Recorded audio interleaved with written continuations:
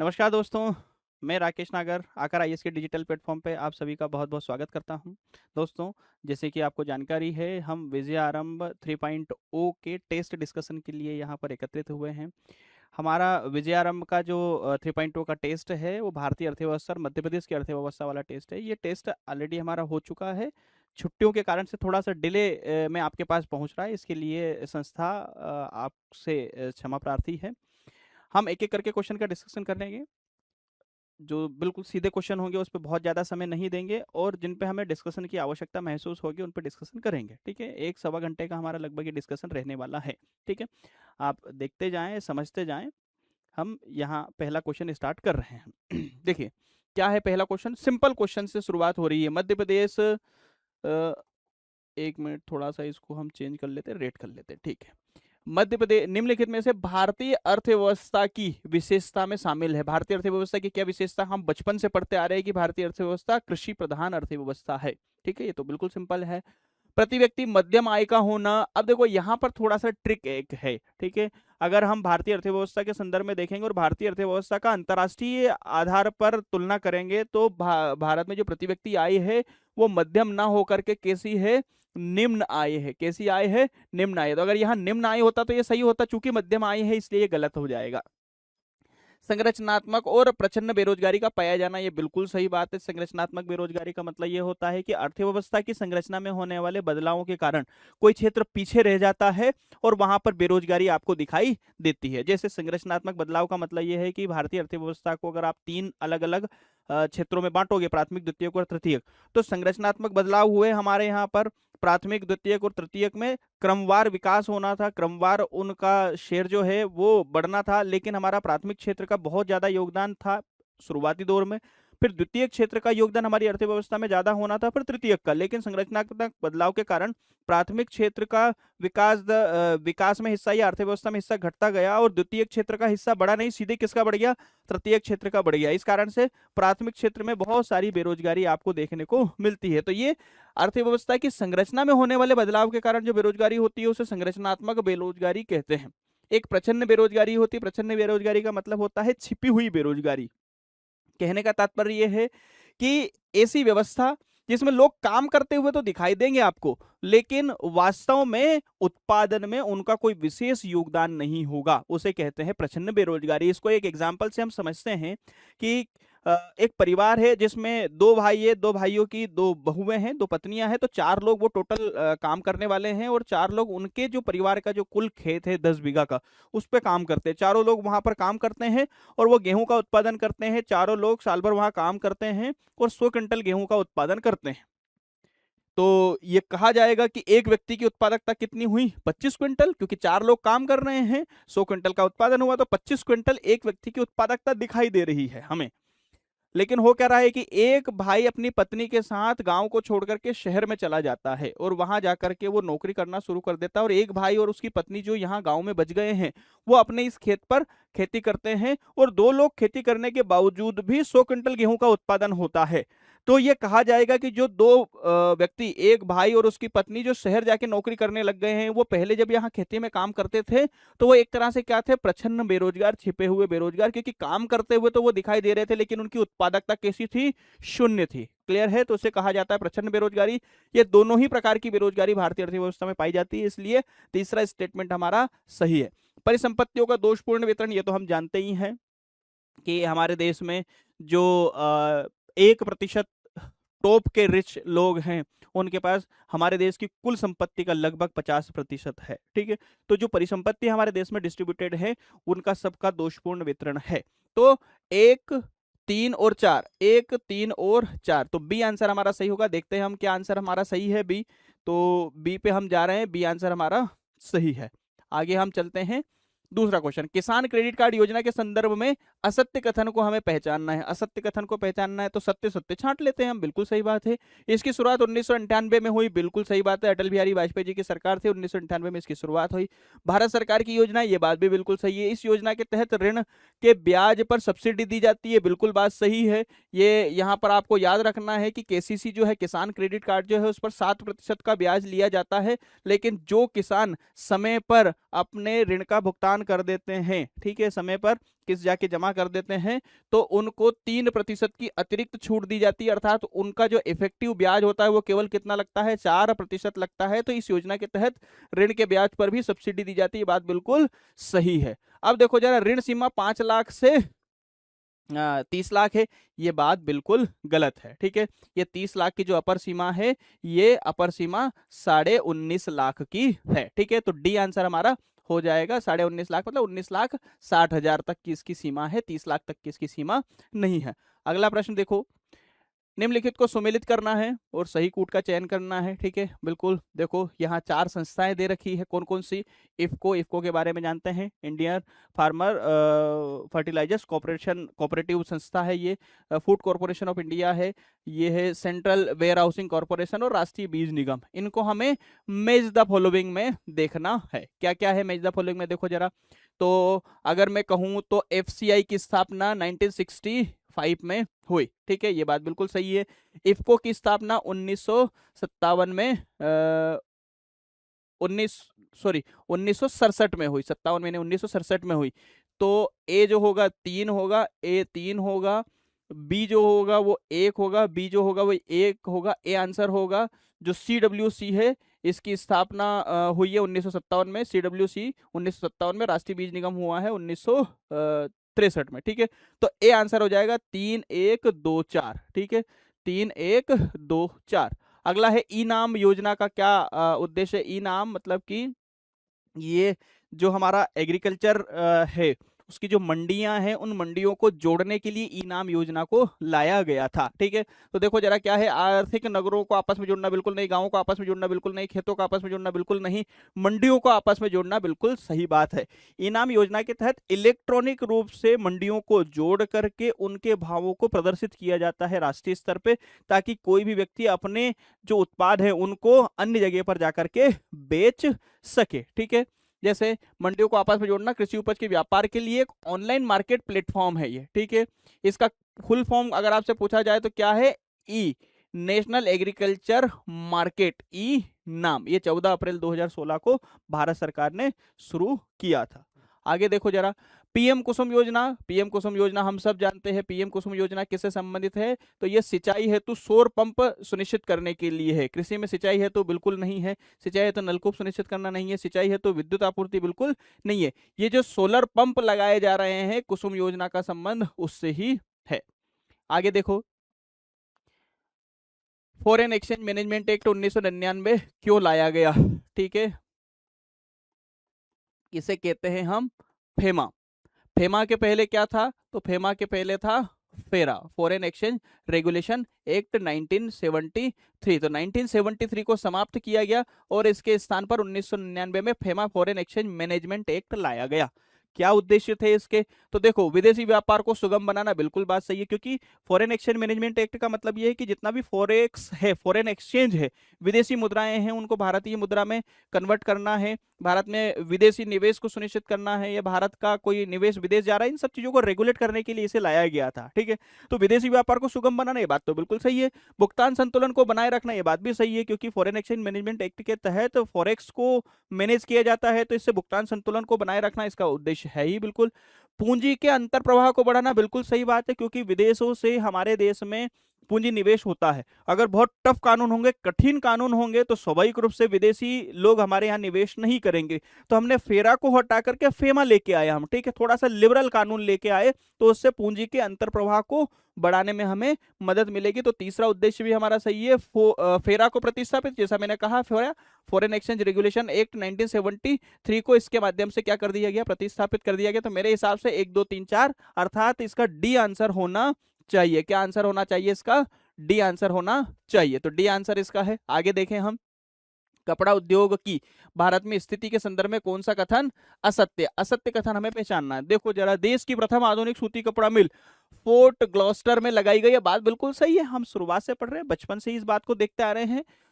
वस्त्र उत्पादन में महाराष्ट्र प्रथम स्थान पर है, ये बात भी बिल्कुल सही है। सर्वाधिक सूती वस्त्र मिल तमिलनाडु में, ये बात भी बिल्कुल सही है, ठीक है। याद रखना यहाँ पर एक बात, ये थोड़ा सा कंफ्यूजन है, सबसे ज्यादा कपड़ों का उत्पादन महाराष्ट्र में होता है, लेकिन सबसे ज्यादा सूती मिल जो है वो कहां पर है, तमिलनाडु में है। देश के सकल निर्यात आय में इसका योगदान 50%। अब ये तो देखो, हम अगर मान लो क्वेश्चन में 4 स्टेटमेंट देखेंगे और ये जो चौथा स्टेटमेंट देखेंगे तो सिंपली हमें पता चल जाएगा कि देश की सकल निर्यात आय में इसका योगदान 50% तो हो ही नहीं सकता साहब। 50% अकेले कपड़े का कैसे योगदान हो सकता है?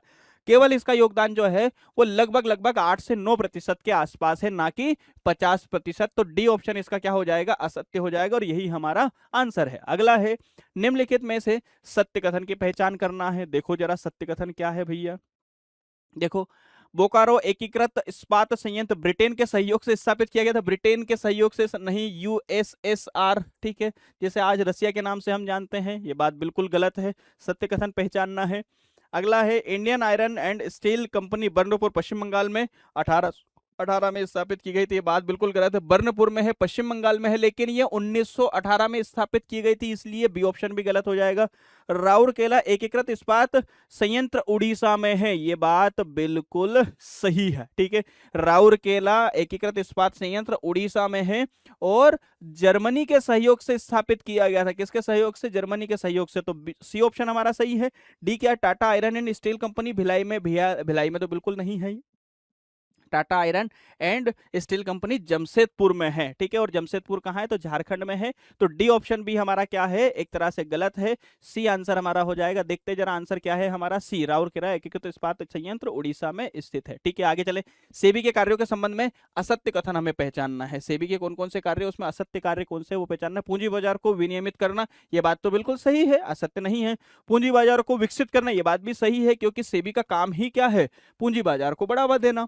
अंदरूनी व्यापार को बढ़ावा देना, यह बात बिल्कुल गलत है। अंदरूनी व्यापार क्या होता है? इसे कहते हैं इंग्लिश में इनसाइडर ट्रेडिंग। इनसाइडर ट्रेडिंग क्या मतलब होता है इसका? तो सीधा सा मतलब है इसका कि जो कंपनियों के प्रबंधन से जुड़े हुए लोग होते हैं, कंपनियों के प्रबंधन से जुड़े हुए लोग होते हैं, उनको कंपनी की इंटरनल इंफॉर्मेशन होती है कि कंपनी आने वाले समय में अपना एक्सटेंशन कहां करने वाली है, कंपनी पिछले वर्षों में किस लाभ के स्तर पे है, किस तरह के नए उत्पादों को कंपनी लेकर के आने वाली है, और इन सब चीजों का लाभ क्या मिलता है? तो इन सब चीजों का, जैसे मान लो कंपनी नए क्षेत्रों में या नए देशों में अपना विस्तार करने वाली है, इसकी सूचना इंटरनल लोगों को है, और अगर ये इंटरनल लोग क्या करेंगे? अपनी इस इंफॉर्मेशन का इस्तेमाल करेंगे और कंपनी के शेयर खरीद लेंगे, क्योंकि कंपनी के शेयर आज किसी भी एक पॉइंट पे होंगे, और जैसे ही लोगों को यह पता चलेगा कि फला फला एक कंपनी है जो विदेश में अपना एक नया सेटअप लगाने वाली है, तो लोगों को जैसे जानकारी मिलेंगे तो लोग क्या करेंगे? यार विदेश में जा रही है, ज्यादा लाभ कमाएगी तो इसके शेयर खरीदनी चाहिए, उसके शेयर खरीदेंगे तो शेयरों की डिमांड बढ़ेगी, तो शेयरों की कीमतें बढ़ेंगी। ये लोगों को पता है, किसको? अंदर वाले लोगों को। तो वो क्या करेंगे? आज ही अपनी इस इंफॉर्मेशन का इस्तेमाल करके शेयर खरीद लेंगे, और कल को महीने, 2 महीने, 4 महीने, साल भर बाद जब उन शेयरों की कीमत बढ़ेगी तो उनको बेच देंगे। अर्थात जो आंतरिक सूचनाएं हैं उनका इस्तेमाल करके आपकी ही स्वयं की कंपनी खुद के द्वारा या अन्य लोगों के द्वारा, अपने नजदीकी रिश्तेदारों के द्वारा उसके शेयरों को खरीदवाना और खरीद करके लाभ कमाने वाली जो व्यवस्था होती है उसे कहा जाता है इनसाइडर ट्रेडिंग, अंदरूनी व्यापार। सेबी का ये महत्वपूर्ण कार्य है कि जो इनसाइडर ट्रेडिंग है उसको क्या करना है? रोकना है, ठीक है। तो ये इसके संबंध में असत्य है, बढ़ावा देना नहीं है, इसे क्या करना है? रोकना है। क्लियर है? चौथा दे रखा है म्यूचुअल फंड को नियमित करना, तो ये तो बात बिल्कुल सही है। सेबी का कार्य है कि म्यूचुअल फंड जो है उसको विनियमित वो करे। आगे देखें, बेड बैंक की स्थापना क्यों की गई? बेड बैंक का मतलब बेड बनाने वाली बैंक नहीं है। बेड बैंक का मतलब ये है कि बैंक के संबंध में बेड कैपिटल जो है, बेड कैपिटल का मतलब ये है कि ऐसे जो लोन कंपनियों, बैंकों ने दिए हैं जो लोग नहीं लौटा रहे हैं, उन बेड लोन को वापस वसूलने के लिए कंसेप्ट लाया गया बेड बैंक का, ठीक है। तो इसका क्या काम है? नागरिकों को ऋण देना? बिल्कुल नहीं। शासकीय भूमि का अतिक्रमण हटाना? बिल्कुल नहीं। एनपीए की समस्या को दूर करना? ये बात बिल्कुल सही है। एनपीए मतलब नॉन परफॉर्मिंग असेट्स जो हैं, अर्थात जो लोग लोन ले लिए हैं और लोन को नहीं चुका रहे हैं, तो लोन को किस तरह से वसूल किया जाए उसके लिए बेड बैंक का कंसेप्ट लाया गया 2021-22 के बजट में, ठीक है। अगला है, निम्नलिखित में से कौन सी विशेषता एनबीएफसी की नहीं है? एनबीएफसी मतलब नॉन बैंकिंग फाइनेंस कॉर्पोरेशन, ठीक है। नॉन बैंकिंग फाइनेंस कॉर्पोरेशन अर्थात एक तो होती है क्या? एक होती है बैंक और एक होती है एनबीएफसी। क्या अंतर है? तो जो बैंक होती है इसका रेगुलेशन कौन करता है? तो इसका रेगुलेशन आरबीआई करती है, और एनबीएफसी का रेगुलेशन कौन करता है? तो इसका रेगुलेशन भी आरबीआई करती है। लेकिन जो बैंक होती है वो लोगों से क्या कर सकती है? जमा स्वीकार कर सकती है, अर्थात आप और हम बैंकों में जाके पैसा जमा कर सकते हैं। और बैंक क्या जारी करती है? चेक जारी करती है, ठीक है, और बैंक क्या करती है, लोन देती है हमें, ठीक है। तो एनबीएफसी क्या करती है, एनबीएफसी हमें लोन तो देती है लेकिन एनबीएफसी चेक नहीं जारी कर सकती और जमा स्वीकार नहीं कर सकती। एनबीएफसी और बैंक में ये अंतर है। अब देखो जरा क्या ऑप्शन दिए हैं, यह स्वनिर्मित चेक जारी कर सकती है, बिल्कुल नहीं कर सकती। या डिमांड ड्राफ्ट जारी नहीं कर सकती है, तो ये बात बिल्कुल सही है, डिमांड ड्राफ्ट जारी नहीं कर सकती। साख सृजन का कार्य नहीं कर सकती, ये तो बात गलत है, ठीक है। साख सृजन का काम तो ये करती है, साख सृजन का सॉरी साख सृजन का मतलब ये बैंकों का काम है साख सृजन करना, ये भी हमारा क्या हो जाएगा, बिल्कुल सही है। साख सृजन का मतलब होता है क्रेडिट क्रिएशन। क्रेडिट क्रिएशन का मतलब यह है सीधा सा कि आपके पास जो कुल पैसा है उस कुल पैसे को आप इतने हिस्सों में या इतने अधिक लोगों को बांटो। जैसे मान लो एसबीआई है, एसबीआई के पास हमने कह दिया कि उसके पास 1,000 करोड़ रुपए टोटल है जिसको उसे लोन के रूप में देना है लोगों को, तो उस 1,000 करोड़ के बदले में वो लोगों को 5,000 करोड़ का लोन बांट देती, जबकि उसके पास कितने हैं, 1,000 करोड़ है। तो 1,000 करोड़ के बदले में उसने लोगों को लोन कितने बांटे हैं, 5,000 करोड़। इसी को कहते हैं साख सृजन करना, यह बैंकों का काम है, ठीक है।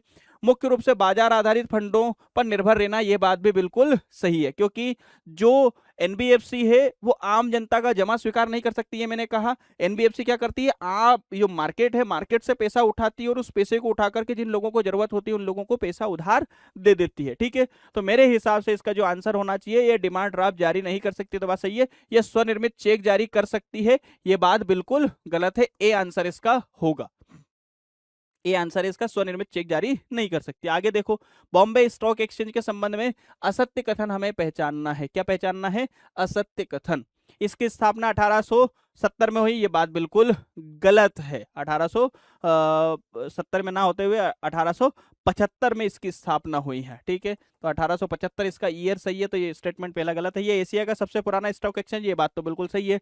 डोलेक्स इसका महत्वपूर्ण सूचकांक है, बिल्कुल सही है। डॉलर को एक्सचेंज करने का काम भी इसके माध्यम से की जाता है। डोलेक्स में खरीदी बिक्री होती है, डॉलर में खरीदी बिक्री होती है, उसे डोलेक्स इंडेक्स कहते हैं।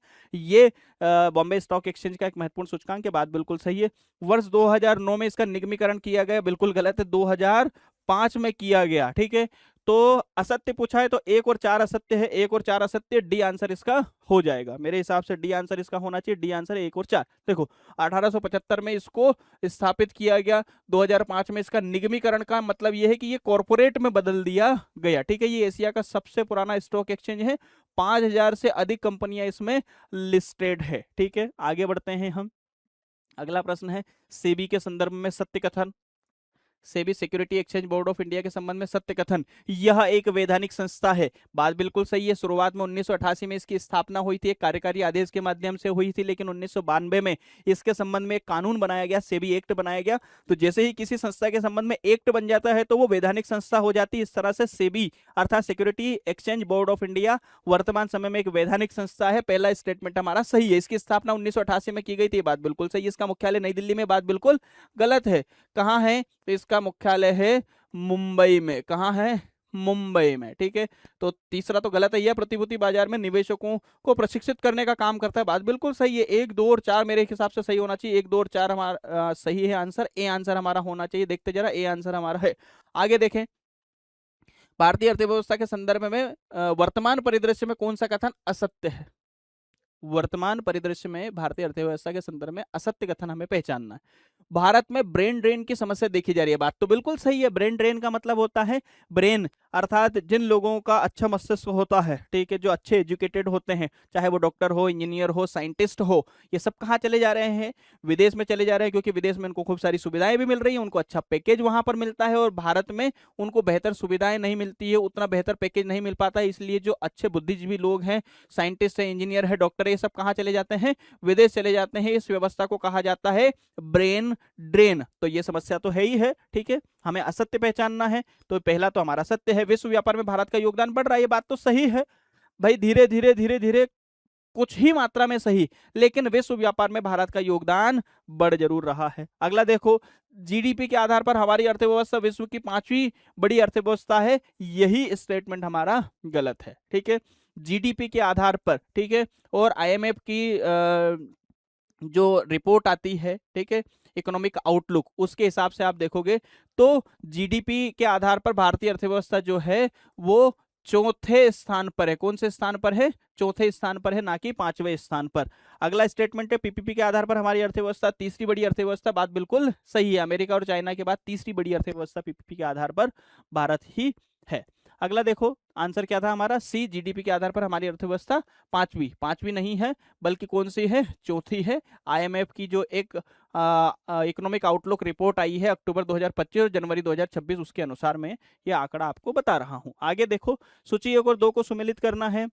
केंद्र है, प्रसिद्ध वस्तुएं हैं। देखो जरा, मेरठ, सूरत, भोपाल और शिवाकाशी। शिवाकाशी के बारे में तो हम सब जानते हैं, हमें कुछ भी नहीं पता हो तो भी शिवाकाशी शिवाकाशी शिवाकाशी शिवाकाशी में क्या बनाए जाते हैं? पटाखे, यहाँ के बहुत ही प्रसिद्ध है। फिर आप देखोगे सूरत में, तो सूरत आपको रत्न, आभूषण और वस्त्र उद्योग से संबंधित दिखेगा। मेरठ में क्या होता है? तो मेरठ में खेल के सामान बनाए जाते हैं। और भोपाल में कीटनाशक उद्योग स्थापित है। तो क्या आंसर हो जाएगा? 2 1 4 3, 2 1 4 3, ए आंसर हमारा हो जाएगा। आगे बढ़ो जरा, ए आंसर है क्या हमारा? ए आंसर है, ठीक है। आगे चलते हैं, निम्न कथनों पर विचार कीजिए। राज्य औद्योगिक विकास निगम की स्थापना 1985 में की गई। मेरे हिसाब से स्टेटमेंट गलत है। राज्य औद्योगिक विकास निगम की स्थापना पहले हो चुकी थी, ठीक है। मेरे हिसाब से 1965 में होगी, व्याख्या में एक बार देखेंगे अभी हम, ठीक है। मेरे हिसाब से पहला स्टेटमेंट हमारा गलत है। अगला देखिए, राज्य औद्योगिक विकास निगम का मुख्यालय भोपाल में, ये बात तो बिल्कुल सही है। राज्य की पहली औद्योगिक नीति 1972 में बनाई गई, घोषित की गई, ये बात भी बिल्कुल सही है। 2 और 3 मेरे हिसाब से सही होना चाहिए, ठीक है। और राज्य औद्योगिक विकास निगम की स्थापना 1965 में हुई थी। देखो जरा एक्सप्लेनेशन में क्या है, 2 और 3 आंसर हमारा सही है। मध्य प्रदेश राज्य औद्योगिक विकास निगम की स्थापना कब हुई थी? 1965 में। मुख्यालय इसका कहाँ है? भोपाल है। क्या काम है इसका? तो जितने भी बड़े और मध्यम श्रेणी के उद्योग होते हैं उनको वित्तीय सहायता उपलब्ध करवाने का काम ये करता है।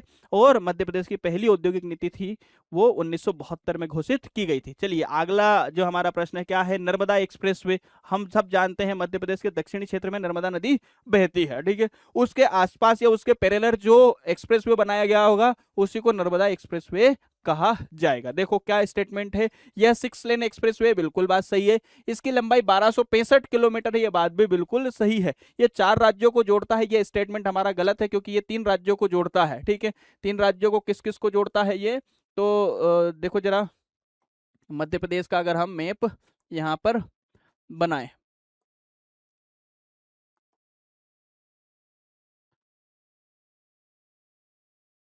ये मध्य प्रदेश है, यहाँ पर ये हमारा छत्तीसगढ़ है, और यहाँ पर क्या है? हमारा गुजरात है, ठीक है। और नर्मदा नदी हमारी इस तरह से ये बहती है। तो ये नर्मदा एक्सप्रेसवे जो है इसके पैरेलल बनाया जा रहा है, और ये छत्तीसगढ़, मध्य प्रदेश और गुजरात को जोड़ रहा है। इसलिए ये 4 राज्य की जगह क्या होना चाहिए? 3 राज्य होना चाहिए, ठीक है। तो मेरे हिसाब से आंसर 1 और 2 सही होगा। तीसरा स्टेटमेंट हमारा क्या है? गलत है, ठीक है। तीसरा स्टेटमेंट हमारा गलत है। ये केवल 3 राज्यों को जोड़ता है, छत्तीसगढ़, मध्य प्रदेश और गुजरात। आगे देखो जरा, अगला प्रश्न है, प्रदेश के किस जिले में क्रांति सूर्य टंट्या भील विश्वविद्यालय की स्थापना किए जाने का प्रस्ताव है? किए जाने का प्रस्ताव नहीं है, स्थापना इसकी हो चुकी है। 2024-25 से यहाँ पर एकेडमिक ईयर यूनिवर्सिटी के द्वारा शुरू कर दिया गया, और ये कहाँ स्थापित की गई है? खरगोन जिले में स्थापित की गई है। आगे देखो, हस्त विकास निगम की स्थापना 1981 में की गई थी, बिल्कुल बात सही है। आगे देखते हैं क्या है इसका आंसर। 1999 में इसका नाम परिवर्तित करके मध्य प्रदेश हस्तशिल्प व हथकरघा उद्योग विकास निगम कर दिया गया, बात भी बिल्कुल सही है। अगला है 2013 में नाम परिवर्तित करके संत रविदास मध्य प्रदेश हस्तशिल्प हथकरघा विकास निगम कर दिया गया, बात बिल्कुल सही है। मेरे हिसाब से तीनों स्टेटमेंट हमारे क्या हैं? सही है, डी आंसर होगा। क्या होगा? डी आंसर, उपरोक्त सभी। आगे देखो, मध्य प्रदेश में सकल घरेलू उत्पादन आर्थिक समीक्षा 2025-26 की वृद्धि के संबंध में निम्न कथनों पर विचार कीजिए। बड़ा अच्छा प्रश्न है, याद रखना। बड़ा ऐसे दिखने में थोड़ा भारी दिख रहा होगा, लेकिन यह प्रश्न बड़ा ही महत्वपूर्ण है, परीक्षा उपयोगी है, और यहां से सीधा सवाल आपसे पूछा जा सकता है। देखो क्या दिया हुआ है, पहला स्टेटमेंट प्राथमिक क्षेत्र, द्वितीय क्षेत्र और तृतीय क्षेत्र के बारे में पूछा गया है, ठीक है। प्राथमिक क्षेत्र का मतलब हम सब जानते हैं कृषि और उससे संबंधित, द्वितीय क्षेत्र का मतलब हम सब जानते हैं उद्योग, और तृतीय क्षेत्र का मतलब हम जानते हैं सेवा।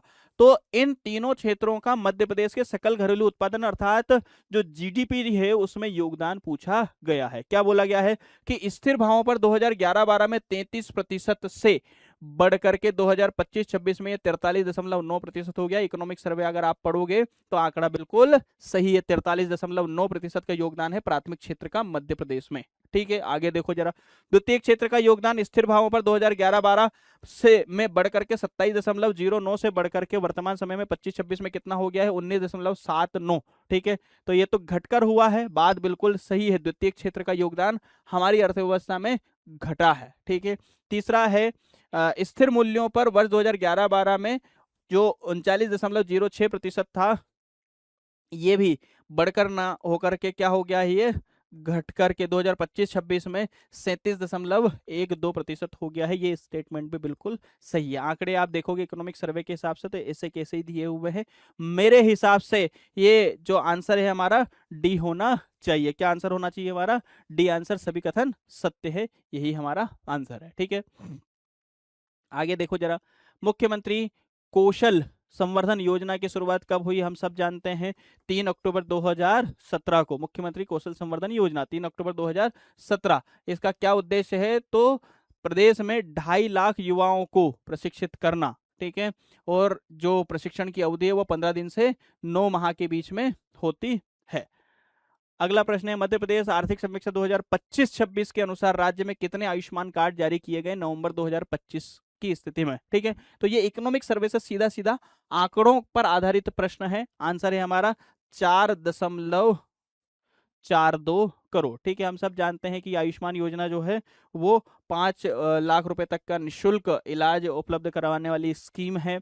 2024 के बजट से इसमें 70 वर्ष से अधिक उम्र के सभी लोगों को जोड़ दिया गया है। अगर वर्तमान स्थिति तक की बात करें नवंबर 2025 तक की, तो मध्य प्रदेश में 4,42,00,000 आयुष्मान कार्ड जारी किए जा चुके हैं। अगला प्रश्न है हमारा, ममता अभियान, लाडो अभियान, लालिमा और गौरवी अभियान। ठीक है, इनको जोड़ना है। अब देखो जरा, ममता अभियान, ममता अभियान नाम से हमें समझ में आ रहा है, ममता का मतलब यह है कि कहीं ना कहीं माँ और बच्चे के बीच की किसी बात को ये इंडिकेट करने वाला होगा। देखो जरा, एनीमिया रोग को नियंत्रित करना, तो एनीमिया का इसका संबंध नहीं है। आईएमआर और एमएमआर को कम करना, ये बात बिल्कुल सही है। ममता अभियान का संबंध किससे है? आईएमआर अर्थात इन्फेंट मोर्टालिटी रेट, शिशु मृत्यु दर, और एमएमआर का मतलब होता है जो मदर मोर्टालिटी रेट होती है एक तरह से। ठीक है, जो मातृ मृत्यु दर होता है, इनको कम करना ये ममता अभियान का उद्देश्य है। लाडो अभियान, लाडो किसे कहा जाता है? तो छोटी बच्ची को लाडो कहा जाता है। लाडो अभियान का किससे संबंध होगा? तो बाल विवाह को रोकने से, बिल्कुल सही बात है। लालिमा, लालिमा, लालिमा, लालिमा का मतलब क्या होता है? हमारा खून जो होता है वो क्या है? वो लाल रंग का होता है। खून में क्या होता है? आयरन होता है। आयरन की कमी से क्या होता है? एनीमिया रोग होता है। तो जो लालिमा अभियान है, इसका उद्देश्य है एनीमिया को नियंत्रित करना। ठीक है, गौरवी अभियान का संबंध किससे है? महिलाओं को घरेलू हिंसा से बचाना और महिलाओं को सम्मान देना। गौरवी का मतलब गौरव से है। ठीक है, गौरव बढ़ाना, तो महिलाओं के खिलाफ जो घरेलू हिंसा होती है और जो उनका सम्मान में कमी की जाती है, उसको बढ़ाने के लिए बेसिकली गौरवी अभियान की शुरुआत की गई है। देखो जरा, क्या होगा आंसर इसका? 2 4 1 3, 2 4 2 4 1 3, बी आंसर होगा मेरे हिसाब से। देखो जरा क्या आंसर दिया हुआ है, बी आंसर दिया हुआ। चलो आगे चला, निम्नलिखित में से कौन सा युग्म असुमेलित है? असुमेलित हमें पहचानना है। यहाँ पर एसडीजी दिए हुए हम सब जानते हैं, सस्टेनेबल डेवलपमेंट गोल जो हैं, इनकी संख्या टोटल 17 है।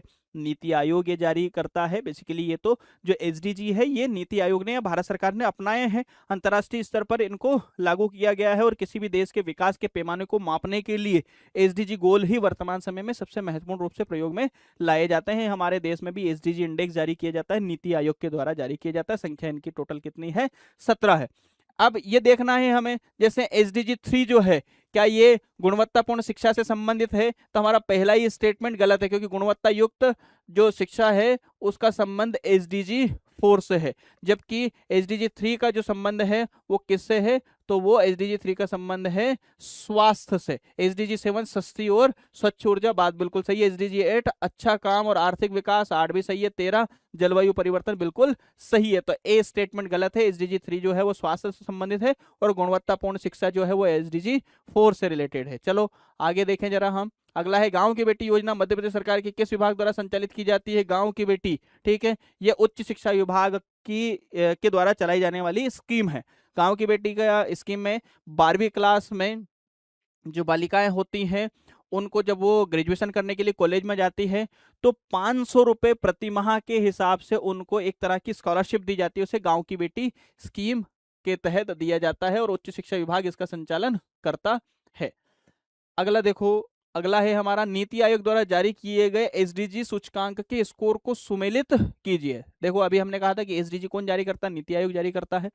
नीति आयोग जो है वो एक तरह से हम कहें बात कि एक इंडेक्स बनाया हुआ है कि कोई राज्य कोई जिला कितना स्कोर प्राप्त करेगा तो उसे किस प्रकार की हम एक तरह का सूचकांक देंगे। ठीक है, तो ये यहाँ पर अंक है और ये उसके परफॉर्मर का जो है वो एक नाम दिया हुआ है। ठीक है, तो अचीवर जो है वो तो 100 वाला होगा। ठीक है, अचीवर क्या है, 100 वाला है। ठीक है, तो अचीवर ए सी और डी में से हमारा कोई होना चाहिए। ठीक है, आप यहाँ देखो तो इसमें क्या होगा कि ये जो फ्रंट रनर है तो फ्रंट रनर का मतलब क्या होगा, फ्रंट रनर का मतलब क्या होगा, बिल्कुल सही है। फ्रंट रनर का मतलब मेरे हिसाब से होना चाहिए 0 से 9, जो सबसे आगे चल रहे हैं। फ्रंट रनर मतलब जो शुरुआती दौर में है। ठीक है, तो बी का मेरे ख्याल से क्या होना, बी का क्या होना चाहिए, ए होना चाहिए। इसके हिसाब से हमारा आंसर ए होगा। देखो जरा, ये एस्पिरेंट है, जो एस्पिरेंट कितना क्या होगा तो 50 से लेकर के 64 होगा और परफॉर्मर क्या होगा, मेरे हिसाब से 65 से 99 होगा और अचीवर क्या होगा 100। ए आंसर होना चाहिए मेरे हिसाब से। देखो जरा क्या आंसर है इसका, सी आंसर है। क्या इसमें गड़बड़ किया है हमने, देखो जरा एक बार मिटा के हम देखते हैं आंसर क्या है इसका, सी है। ठीक है, एक बार चेक कर लेते हैं ए का, ए ठीक है, एस्पिरेंट का दिया हुआ है इसमें। एस्पिरेंट का मतलब है कि जो बिल्कुल शुरुआती दौर में है, बिल्कुल सही है, वो 0 से 49 है। और इसके बाद में फ्रंट रनर जो है वो है हमारा 65 से 99। परफॉर्मर जो है वो अच्छा परफॉर्मेंस जो कर रहा है वो 50 से 64 है और अचीवर जो है वो 100 है। ठीक है, 26 का आंसर हमारा क्या हो जाएगा, सी हो जाएगा। आगे आगे देखो जरा, अगला प्रश्न है हमारा, मध्य प्रदेश में वर्ष 2025-26 में कृषि क्षेत्र में वृद्धि दर कितनी रही। कृषि क्षेत्र में वृद्धि दर कितनी रही, तो ये बिल्कुल डाटा आधारित है, 7.31%। याद रखना, मध्य प्रदेश में 2025-26 में अगर आप देखोगे तो कृषि क्षेत्र की विकास दर जो है वो 7.31% है। अगला देखो, मध्य प्रदेश में स्मार्ट विलेज परियोजना का उद्देश्य किस प्रकार की कृषि को बढ़ावा देना है। पारंपरिक कृषि बिल्कुल नहीं, जैविक कृषि बिल्कुल नहीं, व्यवसायिक कृषि बिल्कुल नहीं, आधुनिक और टिकाऊ कृषि। ठीक है, किसका उद्देश्य है, स्मार्ट विलेज योजना के तहत आधुनिक कृषि और टिकाऊ कृषि को बढ़ावा देने का काम किया जा रहा है। मध्य प्रदेश की मुख्यमंत्री खेत तीर्थ योजना का उद्देश्य क्या है, किसानों को तीर्थ यात्रा पर ले जाने है तो सब्सिडी देना, बिल्कुल नहीं। किसानों को खेत पारिस्थितिकी तंत्र का पर्यटन कराना है, बात बिल्कुल सही। किसानों को आधुनिक कृषि केंद्रों पर विशेषज्ञों के पास भेजना, ये बात सही है। बेसिकली ये हमारा आंसर क्या है, ये नहीं है। आंसर हमारा होगा किसानों को आधुनिक कृषि केंद्रों पर विशेषज्ञों के पास भेजना, ताकि वहां जाकर के किसान सीख सकें कि कोई व्यक्ति किस बेहतर ढंग से, किस बेहतर तकनीक से किसान उत्पादन कर रहा है और उसको वो स्वयं भी अपना सके। तो सी आंसर होगा मेरे हिसाब से। प्रशासनिक अधिकारियों को खेतों पर जायजा लेने हेतु भेजना है, तो बिल्कुल गलत है, सी आंसर होगा। ठीक है, सी आंसर हमारा है। अगला देखें, नीति आयोग द्वारा जारी पहली बार सतत विकास लक्ष्य भारत सूचकांक किस वर्ष जारी किया गया, 2018 में। 2018 हमारा आंसर होगा, बी आंसर है हमारा। ठीक है, अगला है प्रश्न, मध्य प्रदेश में 20वीं पशुगणना रिपोर्ट के अनुसार निम्नलिखित कथनों पर विचार कीजिए। ठीक है, मध्य प्रदेश में पशुओं की कुल संख्या 40.6 मिलियन है, ये बात तो बिल्कुल सही है। पशुधन के मामले में मध्य प्रदेश देश का तीसरा स्थान रखता है, बिल्कुल सही है। पहले स्थान पर उत्तर प्रदेश है। मध्य प्रदेश में गोवंश की संख्या 10.03 मिलियन है, मेरे हिसाब से ये गलत है, गोवंश की संख्या ज्यादा है। ए आंसर होगा हमारा। एक्सप्लेनेशन में देखते हैं हम, ए आंसर है। 20वीं जो 2019 में हुई थी उसके हिसाब से पशु जो है हमारे यहाँ 40.6 मिलियन है। पशुधन मध्य प्रदेश का स्थान तीसरा है, जबकि प्रथम उत्तर प्रदेश, दूसरा राजस्थान है। मध्य प्रदेश गोवंश की संख्या 18.7 मिलियन है। ठीक है, याद रखना, प्रश्न पूछा जा सकता है। अगला है, राज्य औद्योगिक विकास निगम की स्थापना, राज्य औद्योगिक विकास निगम की स्थापना कब की गई थी, 1965 में की गई थी मध्य प्रदेश राज्य औद्योगिक विकास निगम की स्थापना। ठीक है, इसका मुख्यालय भोपाल है, अभी तो हमने डिस्कस किया ही था, इसमें कोई दिक्कत नहीं है। अगला देखिए, मध्य प्रदेश स्टार्टअप नीति एवं कार्यान्वयन योजना किस वर्ष लागू की गई? 2022 में इसे लागू किया गया, 25 फरवरी 2022 को। ठीक है, उद्देश्य क्या है? राज्य में उद्यमशीलता की संस्कृति को बढ़ावा देना और ऐसा पारिस्थितिकी तंत्र विकसित करना जिससे जो नवाचार है और जो इंक्यूबेटर है इनको प्रोत्साहन मिल सके। ठीक है, अगला है राजा रमन्ना प्रगत प्रौद्योगिकी केंद्र की स्थापना कब की गई? 1984 1984 में इसकी स्थापना की गई थी। ठीक है, वर्तमान में इसे आरआर केट के नाम से जाना जाता है और ये जो आरआर केट है ये कहाँ पर है? हम सब जानते हैं इंदौर में है। ठीक है, आरआर केट कहाँ है? तो ये भाभा एटॉमिक रिसर्च सेंटर के एक यूनिट के तौर पर काम करता है और यहाँ पर लेजर तकनीक पर एक तरह का शोध कार्य किया जाता है। 2005 में आरआर राजा रमन्ना एक साइंटिस्ट है, उनके नाम पे इसको आरआर केट कहा जाता है। मध्य प्रदेश में ग्रेसिम उद्योग की स्थापना कहाँ की गई है? ग्रेसिम उद्योग कहाँ है मध्य प्रदेश में? नागदा में है। सिंपल सा आंसर है हमारा। अगला देखो, अटल प्रगति पथ, विंध्य प्रगति पथ, मध्य भारत विकास पथ और बुंदेलखंड विकास पथ। ठीक है, इसको हमें मिलाना है। अब देखो, अटल प्रगति पथ जो है हमारा, अटल प्रगति पथ जो है हमारा वो है ए का 3, ए का 3, तो सी और डी में से हमारा आंसर होना चाहिए। ठीक है, उसके बाद में हमारा है विंध्य प्रगति पथ और मध्य भारत विकास पथ और बुंदेलखंड विकास पथ। ठीक है, तो आप देखोगे इसको, ए का तो हो गया, ए का तो हो गया 3। ठीक है, फिर सी हो जाएगा हमारा, सी ए का 3 हो जाएगा, बी हो जाएगा 2 हमारा। ठीक है, बी हो जाएगा हमारा 2, 676 है विंध्य प्रगति पथ। ठीक है, फिर उसके बाद में हमारा हो जाएगा मध्य भारत विकास पथ 746। ठीक है, और बुंदेलखंड विकास पथ जो है वो 330 का है। सी आंसर हमारा यहाँ पर होगा। ठीक है, अगला है मध्य प्रदेश की सबसे बड़ी और अत्याधुनिक रेलवे टनल कहाँ बनाई जा रही है? तो ये बनाई जा रही है रीवा और सीधी। बी आंसर होगा हमारा, रीवा और सीधी। अगला अगला है आत्मनिर्भर मध्य प्रदेश अभियान के तहत कौन सी योजना शामिल नहीं है? आत्मनिर्भर मध्य प्रदेश में 4 स्तंभ हैं और 8 मिशन इसके तहत संचालित किए जा रहे हैं। मुख्यमंत्री कौशल विकास इसके तहत है। राष्ट्रीय शिक्षा नीति 2020 बिल्कुल इसका हिस्सा है। और एक जिला एक उत्पाद इसका हिस्सा है। जननी सुरक्षा योजना इसका हिस्सा नहीं है। ठीक है, ये राष्ट्रीय स्तर का कार्यक्रम है। जननी सुरक्षा योजना स्वास्थ्य से रिलेटेड है। अगला है एक जिला एक उत्पाद योजना के अंतर्गत सही जोड़ी को सुमेलित कीजिए। संतरा किसका है? राजगढ़ का है। टमाटर किसका है? रायसेन का। हल्दी किसकी? रीवा की है। प्याज किसका है? विदिशा का है। मेरे ख्याल से 1 2 3 4 ए आंसर इसका हो जाएगा। अगला देखो, मध्य प्रदेश के किस उत्पाद को भौगोलिक संकेतक सबसे पहले प्राप्त हुआ? हम सब जानते हैं चंदेरी साड़ी को सबसे पहले हमारे मध्य प्रदेश में सबसे पहले जीआई टैग मिला था 2005 में। ठीक है, अगला देखो, आत्मनिर्भर मध्य प्रदेश के तहत 8 मिशन में कौन सा मिशन शामिल नहीं है? 8 मिशन अभी जैसे मैंने बताया, मध्य प्रदेश आत्मनिर्भर जो योजना या मिशन है एक, उसमें 8 मिशन है और 4 स्तंभ है। 8 मिशन में कौन सा मिशन शामिल नहीं? मिशन अर्थ इसका हिस्सा है, मिशन निरामया इसका हिस्सा है, मिशन निर्माण इसका हिस्सा है, मिशन रोजगार इसका हिस्सा नहीं है। कौन कौन से मिशन इसमें शामिल है देखो जरा, निर्माण, मिशन ग्रामोदय, मिशन नगरोदय, मिशन जनगण, मिशन निरामया, मिशन बोधि, मिशन अर्थ और मिशन स्वावलंबन रोजगार इसका हिस्सा नहीं है। अगला देखो, बौद्धिक संपदा अधिकार दिवस कब मनाया जाता है? 26 अप्रैल। विश्व स्तर पर विपो के द्वारा बौद्धिक संपदा अधिकार मनाया जाता है, वर्ल्ड इंटेलेक्चुअल प्रॉपर्टी ऑर्गेनाइजेशन के द्वारा 26 अप्रैल को। ठीक है, अगला देखो प्रश्न हमारा है, भारत में मौद्रिक नीति का निर्माण कौन करता है? हम सब जानते हैं पहले जो है भारत में मौद्रिक नीति का निर्माण आरबीआई करता था, लेकिन 2016 के बाद में मौद्रिक नीति के निर्माण के लिए आरबीआई के अंदर ही एक समिति बनाई गई है। ठीक है, एक समिति बनाई गई है आरबीआई की मौद्रिक नीति समिति। इसमें 6 लोग होते हैं, 3 लोग आरबीआई के होते हैं और 3 लोग केंद्र सरकार के द्वारा नियुक्त किए हुए होते हैं। चलिए आगे चलते हैं। अगला प्रश्न है हमारा 47वां आसियान शिखर सम्मेलन। आसियान शिखर सम्मेलन कहाँ पर आयोजित किया गया? 47वां, तो ये किया गया मलेशिया के कुआलालंपुर में। कहाँ किया गया? मलेशिया के कुआलालंपुर में 26 से 28 अक्टूबर 2025 को इसे आयोजित किया गया है। इसका विषय क्या है? समावेशिता और सततता। ठीक है, दक्षिण पूर्व एशियाई राष्ट्र का संघ इसे आसियान कहा जाता है।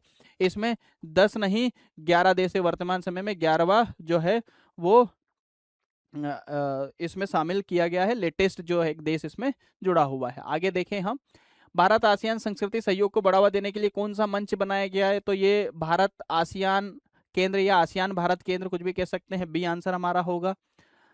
सार्क का पूरा नाम है तो बिल्कुल आसान क्वेश्चन है, south Asian Association for Regional cooperation, A answer होगा इसका, हम सब जानते हैं। अगला देखो, सार्क का अंतिम शिखर सम्मेलन कहाँ किया गया था? सार्क का जो है अंतिम शिखर सम्मेलन नेपाल में आयोजित किया गया था। नेपाल में आयोजित किया गया था 2014 में, ठीक है। फिर 2016 में पाकिस्तान में होने वाला था, लेकिन चूंकि उस समय उरी अटैक हो गया था, ठीक है, तो इसको क्या कर दिया गया था, उरी अटैक के कारण से रोक दिया गया था। और उसके बाद में आज तक भी सार्क का कोई शिखर सम्मेलन आयोजित नहीं हो पाया है। G20 ग्रुप ऑफ 20 की स्थापना कब की गई? हम सब जानते हैं 1999 में इसकी शुरुआत की गई थी, ठीक है। विश्व के जो विकासशील और जो औद्योगिकृत देश थे, इन देशों को थोड़ा सा रिमोट हमारा दिक्कत कर रहा है, ठीक है। जो औद्योगिकृत देश थे और जो विकसित देश थे, उन सब को एक विश्व को अर्थव्यवस्था को एक दिशा देने के लिए एक समूह बनाया गया था, जिसे G20 कहा गया था, ठीक है। G20 वर्तमान समय में आप देखोगे तो इसमें क्या है, तो G20 में 19 देश है, 2 संगठन है। 2 संगठन में एक तो EU है, यूरोपियन यूनियन है, ठीक है, और एक अफ्रीकन यूनियन है, ठीक है। तो इस तरह से एक आज की स्थिति में हमें G20 दिखाई देता है। अगला देखो, अगला प्रश्न है हमारा, ब्राजील में आयोजित 20वें G20 शिखर सम्मेलन की थीम क्या थी? तो इसकी थीम है न्यायपूर्ण विश्व और सतत ग्रह का निर्माण, ठीक है। सी आंसर हमारा हो जाएगा, न्यायपूर्ण विश्व सतत ग्रह का निर्माण। अगला प्रश्न है हमारा, निम्नलिखित कथनों पर विचार कीजिए। केंद्र सरकार द्वारा भारतीय रिजर्व बैंक के गवर्नर की नियुक्ति, केंद्र सरकार के द्वारा भारतीय रिजर्व बैंक के गवर्नर की नियुक्ति की जाती है, बात तो बिल्कुल सही है। भारतीय संविधान के कतिपय प्रावधान केंद्र सरकार को जनहित में आरबीआई को निर्देश देने का अधिकार देते हैं, बात बिल्कुल गलत है। भारतीय संविधान में ऐसा कोई प्रावधान नहीं है जो सरकार को आरबीआई को निर्देशित करने का अधिकार देता है, ठीक है। तो दूसरा स्टेटमेंट हमारा गलत है। आरबीआई का गवर्नर अपना अधिकार पावर आरबीआई एक्ट से प्राप्त करता, बात तो बिल्कुल सही है, ठीक है। तो मेरे ख्याल से 1 और 3 इसका आंसर होना चाहिए, दूसरा हमारा गलत है, ठीक है। 1 और 3 हमारा आंसर है। अगला है, भारत में बैंकिंग लोकपाल संस्था के संदर्भ में निम्नलिखित कथनों में से कौन सा कथन असत्य? बैंकिंग लोकपाल की बात देखो, बैंकिंग लोकपाल की नियुक्ति भारतीय रिजर्व बैंक द्वारा की जाती है, ठीक है। आगे देखते हैं हम, बैंकिंग लोकपाल भारत में खाता रखने वाले अनिवासी भारतीयों की शिकायतें देखता है, बात तो बिल्कुल सही है। बैंकिंग लोकपाल द्वारा पारित आदेश अंतिम और संबंधित पक्षों के लिए बाध्यकारी होते हैं, बात बिल्कुल गलत है, ठीक है। अगर मान लो बैंकिंग लोकपाल है तो उसके आदेश अंतिम नहीं हो सकते, प्रावधिक होते हैं। इसके खिलाफ क्या की जा सकती है? तो अपील की जा सकती है, ठीक है। न्यायालय में अपीली प्राधिकारी के पास की जा सकती है। तो सी आंसर हमारा, जो सी स्टेटमेंट है वो गलत है। बैंकिंग लोकपाल द्वारा दी गई सेवाएं निःशुल्क होती है, बात बिल्कुल सही है। ए, बी और डी सही है, सी आंसर हमारा, सी जो स्टेटमेंट है वो गलत है, तो आंसर भी हमारा सी होगा, बिल्कुल सी आंसर है हमारा। अगला देखो, रिजर्व बैंक ऑफ इंडिया की संरचना के संबंध में निम्न कथनों पर विचार कीजिए। आरबीआई का जो संरचना है उसके बारे में आपको एक स्ट्रक्चर दिया हुआ है, उससे आपको पहचानना है कि क्या कोई गलत स्टेटमेंट दिया हुआ है। देखो, आरबीआई का एक गवर्नर होता है, बात तो बिल्कुल सही है। आरबीआई के 4 डिप्टी गवर्नर होते हैं, ये बात भी बिल्कुल सही है। 6 निदेशक स्थानीय बोर्ड से नियुक्त किए जाते हैं, बात बिल्कुल सही है, क्योंकि स्थानीय बोर्ड कौन कौन से हैं? 4 हैं। कहां पर? तो आप देखोगे, एक दिल्ली में है, एक मुंबई में है, एक चेन्नई में है और एक कोलकाता में है, ठीक है। तो 4 जो है वो स्थानीय बोर्ड है, तो 4 स्थानीय बोर्ड से 4 निदेशक होते हैं, 6 नहीं होते। तो तीसरा स्टेटमेंट हमारा गलत है। भारत सरकार द्वारा 12 व्यक्ति मनोनीत किए जाते हैं, ये बात भी बिल्कुल गलत है। भारत सरकार के द्वारा 10 व्यक्ति मनोनीत किए जाते हैं। तो 1 और 2 मेरे हिसाब से सही होगा, इसका आंसर ए होगा। देखो जरा क्या दिया हुआ, 1 और 2। रिजर्व बैंक की संरचना केंद्रीय संचालक मंडल द्वारा की जाती है, इसमें एक गवर्नर होता है, ठीक है, वर्तमान गवर्नर। ये गलत यहाँ पर टाइप है, शक्तिकांत दास नहीं है, ठीक है।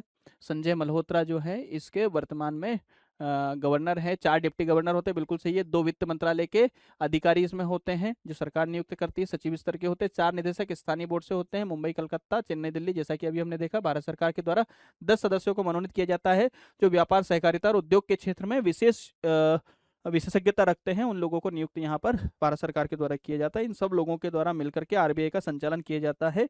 इसे आरबीआई का गवर्निंग बोर्ड बोला जाता है, संचालक मंडल।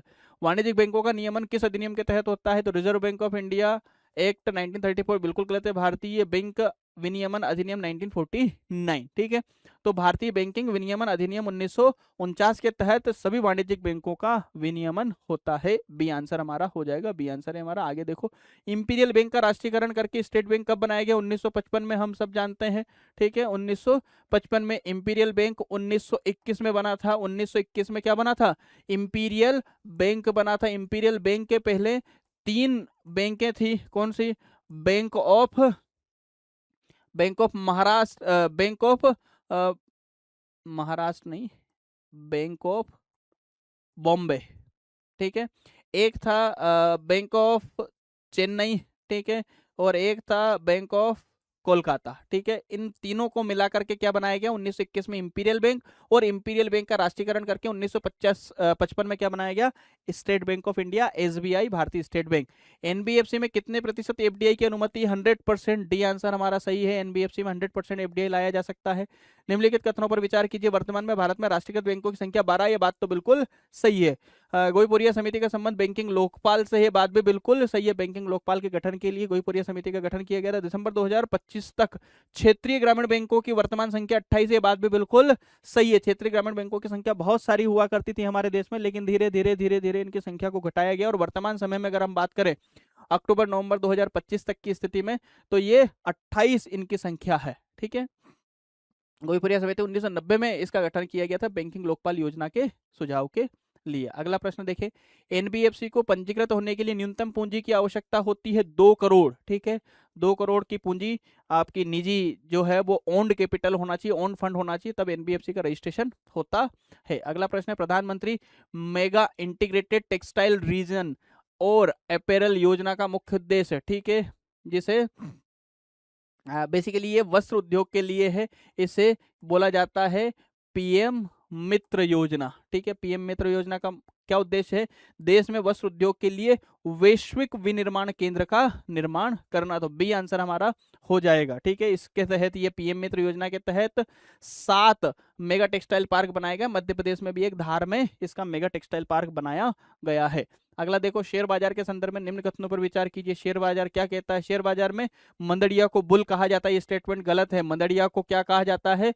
मंदड़िया को कहा जाता है बियर, ठीक है, और तेजड़िया को कहा जाता है बुल, तो ये स्टेटमेंट दोनों गलत है। Over the counter exchange of India Bharat का प्रथम ऑनलाइन ट्रेडिंग सुविधा संपन्न कंप्यूटराइज एक्सचेंज है, बिल्कुल बात सही है। बी आंसर हमारा हो जाएगा। और ये जो तेजड़िया मंदड़िया है एक दूसरे के उल्टे दिए हुए हैं, इसलिए 1 और 2 स्टेटमेंट गलत है, ठीक है, तो बी आंसर हमारा हो जाएगा। अगला देखो, भारत में सेवा क्षेत्र के संदर्भ में निम्नलिखित कथनों पर विचार कीजिए।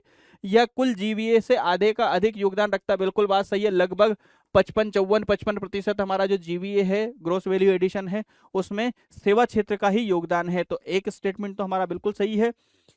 इसने पिछले 10 वर्षों में प्रत्येक वर्ष 6% से अधिक की वृद्धि दर्ज की, बात भी बिल्कुल सही है। दोनों स्टेटमेंट सही है। अगर आप सर्विस सेक्टर को देखोगे तो सर्विस सेक्टर हमारे यहाँ पर लगातार 6% या उससे अधिक की वृद्धि दर के साथ आगे बढ़ रहा है, ठीक है। तो हमारा आंसर क्या हो जाएगा? 1 और 2। अगला देखो, प्रश्न क्या है हमारा, आर्थिक समीक्षा 2025-26 के अनुसार सकल मूल्य वर्धन जीवीए में कृषि उद्योग और सेवा क्षेत्र का योगदान कितना है, ठीक है। तो आर्थिक समीक्षा भारत सरकार की जो आर्थिक समीक्षा है उसके अनुसार ये एक प्रश्न पूछा गया है, ठीक है। प्राथमिक क्षेत्र का अर्थात कृषि क्षेत्र का योगदान कितना है? तो 15.2%। द्वितीय क्षेत्र का योगदान अर्थात उद्योग क्षेत्र का कितना है? 24.3%। और सेवा क्षेत्र का योगदान कितना है जीवीए में? 51.1% के आसपास, ठीक है। तो सी आंसर हमारा होना चाहिए, सी आंसर हमारा है इसमें। आगे बढ़ो, भारत में सेवा क्षेत्र के विस्तार का प्रमुख कारण क्या रहा है? भारत में जो सर्विस सेक्टर है वो प्राथमिक और द्वितीयक सेक्टर से एकदम से इतना बड़ा कैसे हो गया? इसके पीछे के कारण क्या है? कुशल श्रमिकों की उपलब्धता, बात सही है। उच्च गुणवत्ता का विकास, बात बिल्कुल सही है। वैश्वीकरण, ग्लोबलाइजेशन जो हुआ उसका लाभ मिला, बिल्कुल सही है। अर्थात डी आंसर होगा उपरोक्त सभी, ठीक है। अगला प्रश्न है हमारा, आई गोट कर्मयोगी प्लेटफॉर्म को डिजाइन करने का उद्देश्य क्या है? प्रौद्योगिकी के माध्यम से बेहतर प्रशासन की सुविधा प्रदान करना, ऐसा इसका ई गवर्नेंस है। इसके लिए तो आई गोट कर्मयोगी नहीं है। सरकारी डेटा के लिए केंद्रीय भंडारण, बिल्कुल नहीं है। सिविल सेवकों को अपनी दक्षता बढ़ाने और ज्ञान साझा करने में सक्षम बनाना, आई गोट कर्मयोगी प्लेटफॉर्म जो है वो जो उप सचिव स्तर के लोग होते हैं और उसके ऊपर के जो लोग होते हैं उनको उनके लिए सतत ट्रेनिंग की व्यवस्था करने का काम आईगोट कर्मयोगी प्लेटफॉर्म के माध्यम से किया जाता है। मेरे ख्याल से सी आंसर इसका सही है। ठीक है, सिविल सेवकों को अपनी दक्षता बढ़ाने और ज्ञान साझा करने में सक्षम बनाने के लिए।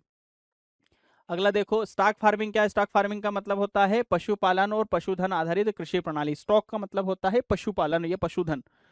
अगला है मसालों के संबंध में निम्न कथनों पर विचार कीजिए। भारत में वर्तमान में भारत मसाला और मसाला उत्पादों का सबसे बड़ा उत्पादक, उपभोक्ता और निर्यातक। के बात बिल्कुल सही है। मसाले के मामले में हम बिल्कुल ऐसा ही रखते हैं। भारत सरकार मध्य प्रदेश का मसाला उत्पादन में प्रथम स्थान है। बात बिल्कुल सही है। विश्व मसाला व्यापार में भारत की भागीदारी 22%। ये बात बिल्कुल गलत है। 1 और 2 हमारा सही है। 22% ना होकर के हमारा जो योगदान है लगभग 10% के आसपास है। ठीक है, विश्व मसाला व्यापार में भारत का योगदान कितना है? 10%। बाकी पहला और दूसरा स्टेटमेंट हमारा सही है। अगला देखें, सीएम राइज स्कूल जिसे सांदीपनि विद्यालय का नाम में परिवर्तित कर दिया गया है, इसके संबंध में हमें कथनों पर विचार करना है। इसकी शुरुआत मई 2021 में की गई थी। बिल्कुल गलत है। 2020 में की गई थी। पहला स्टेटमेंट गलत है। इसके तहत 9200 संसाधन संपन्न स्कूलों को विकसित किया जा रहा है। यह बात बिल्कुल सही है। वर्तमान में सर्व सुविधा युक्त 369 सीएम राइज स्कूलों का संचालन किया जा रहा है। यह बात भी बिल्कुल सही है। मेरे ख्याल से 2 और 3 सही है। पहला गलत है क्योंकि इसकी शुरुआत 2020 में की गई थी। देखो आंसर 2 और 3 सही है। 2020 में इसकी शुरुआत की गई थी। अगला देखो, शासकीय दंत चिकित्सा महाविद्यालय की स्थापना इंदौर में की गई। ये बात बिल्कुल सही है। हमेशा से पढ़ते आए, बहुत सिंपल प्रश्न है ये।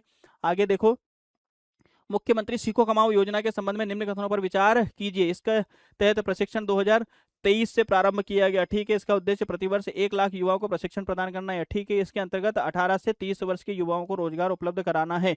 ये स्टेटमेंट गलत है। 18 से 29 का प्रावधान इसमें है। 1 और 2 हमारे सही है। ए आंसर हो जाएगा। तीसरा हमारा गलत है। 1 और 2 हमारे सही है, तीसरा गलत है। क्यों? क्योंकि इसके तहत जो प्रशिक्षण दिया जाता है वो 18 से 29 वर्ष के बच्चों को दिया जाता है। आगे देखो, अगला प्रश्न है, राष्ट्रीय ग्रामीण स्वास्थ्य मिशन के तहत स्वास्थ्य प्रहरी के रूप में कार्यरत आशा, आशा का क्या नाम है? आशा, आशा नाम सुना होगा आपने। ठीक है, आशा का नाम क्या है? तो इसे कहा जाता है एक्रेडिएटेड सोशल हेल्थ एक्टिविस्ट। आशा, बी आंसर हमारा सही है, एक्रेडिएटेड सोशल हेल्थ एक्टिविस्ट। ठीक है, ये जो हमारा ग्रामीण स्वास्थ्य मिशन लाया गया था, राष्ट्रीय ग्रामीण स्वास्थ्य मिशन 2005, उसके तहत अंतिम प्रहरी के रूप में इसे नियुक्त किया जाता है गाँव में। मध्य प्रदेश में बौद्धिक संपदा सुविधा केंद्र कहाँ है? ये इंदौर में है, हम सब जानते हैं। ए आंसर हो जाएगा हमारा। अगला देखो, मध्य प्रदेश में एक जिला एक उत्पाद कार्यक्रम का क्रियान्वयन किस विभाग के द्वारा किया जाता है? देखो जरा, राजस्व विभाग बिल्कुल नहीं, मध्य प्रदेश उद्योग विभाग बिल्कुल नहीं, मध्य प्रदेश में औद्योगिक नीति एवं निवेश संवर्धन विभाग। सी आंसर हमारा हो जाएगा। 72 का सी आंसर है हमारा। आगे देखो, आत्मनिर्भर मध्य प्रदेश से संबंधित मिशन जन गण का संबंध किससे? देखो 8 मिशन के बारे में बताया था। एक मिशन जनगण था, आम जन को नागरिक सेवाएं उपलब्ध कराना। पहला ही स्टेटमेंट हमारा सही है। 73 का पहला, आम नागरिकों को सेवाएं उपलब्ध कराना। आसियान समूह का सबसे नवीनतम सदस्य कौन है? तो इस क्वेश्चन के हिसाब से कंबोडिया होगा मेरे ख्याल से। कंबोडिया दिया होगा इसमें आंसर, 74 में कंबोडिया। लेकिन वर्तमान के हिसाब से जो हमारा आंसर है वो तिमोर है। कौन है? तिमोर है। 11वां सदस्य है। इसमें 10 सदस्य तक की जानकारी दी गई है। 10 सदस्य तक की ही जानकारी इसमें दी गई है, जबकि जो 11वां सदस्य है वो कौन है? तिमोर है।